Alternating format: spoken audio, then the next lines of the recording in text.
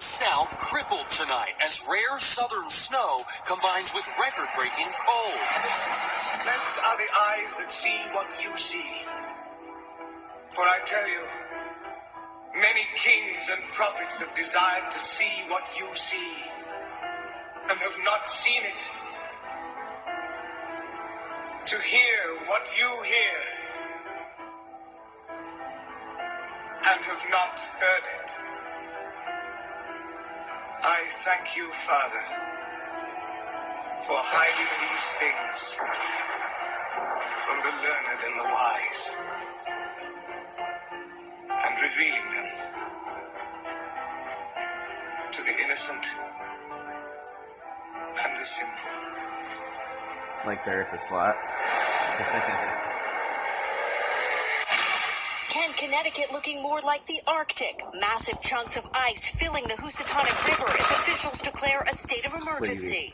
I've lived here my whole life. I don't recall ever seeing it this high. Buildings submerged, frigid water spilling into the streets. On the Ohio River near Pittsburgh, the search continues. I thought the earth was getting warmer. Still missing after Doesn't seem like it's getting warmer to me. In high water. One man had to be rescued. I stopped, and then the water started rising. The truck shut off. Across the Northeast, roadways became rivers. In Maine, the slushy mess buried cars. Between Pennsylvania and New Jersey, the Delaware River looked almost frozen solid.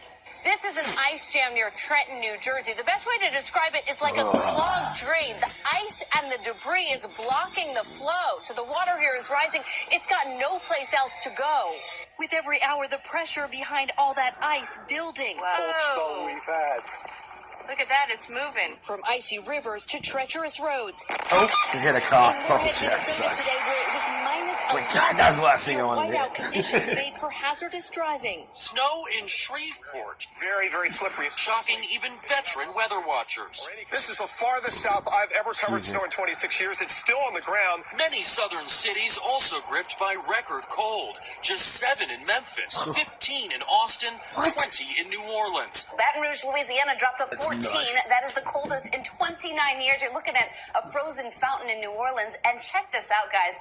Destin, Florida, that's the Gulf of Mexico with sea smoke coming off. That's how cold it was. The Gulf of Mexico was steaming. Now this morning, Tampa has dropped sub-freezing for the first time in 7 years. So it does not happen every single winter. Certainly doesn't always feel like 0 in Atlanta or Greensboro, North Carolina at 1. At least one county in Georgia has taken the unusual step of issuing a mandatory curfew for tonight so people will stay off the roads. I don't think I recommend coming out.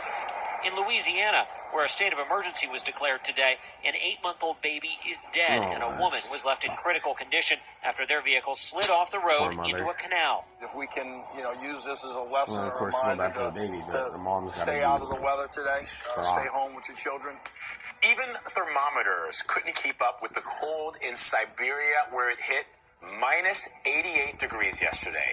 That is not with wind chill. That is the actual temperature. The weather has been blamed for at least 2 deaths and is freezing people's eyelashes in the region. Take a look at this. These are the eyelashes of folks that are just becoming completely frozen just moments after they walk outside. Right. I think this is the coldest place on Earth. On Earth, right. At least at this point. Yeah. The record low for one village in the area is 98 degrees below 0.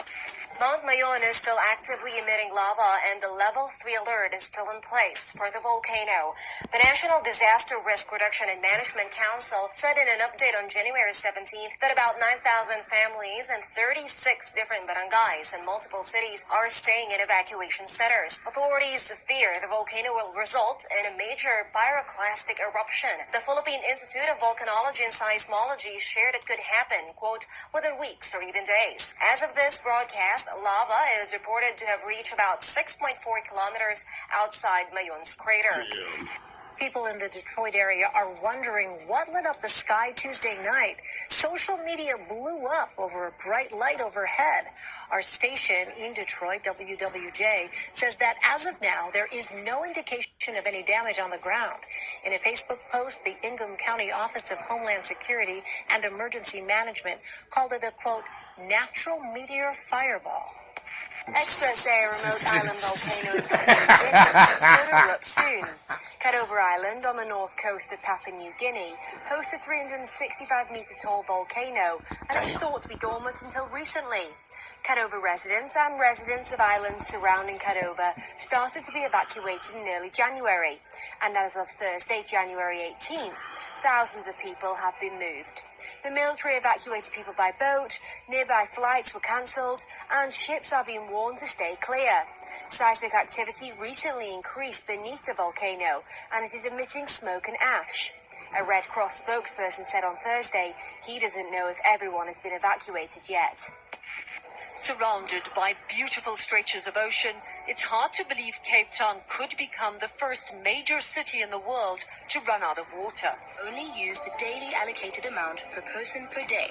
Ominously named Day Zero, April 21st is when the taps will be turned off.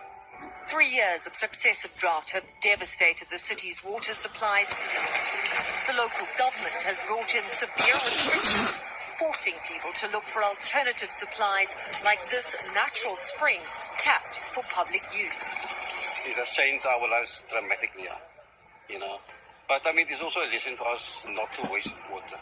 There have already been scuffles here. Security guards now monitor the site to prevent violence from breaking out. And imagine no water. How will it be? Chaos. It's going to be terrible. And we're not looking forward to that time. Cape Town's 4 million residents are now only allowed 23 gallons of water per person per day. Next month, that goes down to 13 gallons. Compare that to the average American, who uses around 100 gallons daily. Outside the city centre, the effects of the water crisis are more obvious. Farmer Andries van der Poel has only been able to plant a quarter of his corn crop this year. If the taps are switched off, he is facing financial ruin. It's a desperate situation, yeah. It's a difficult situation for us.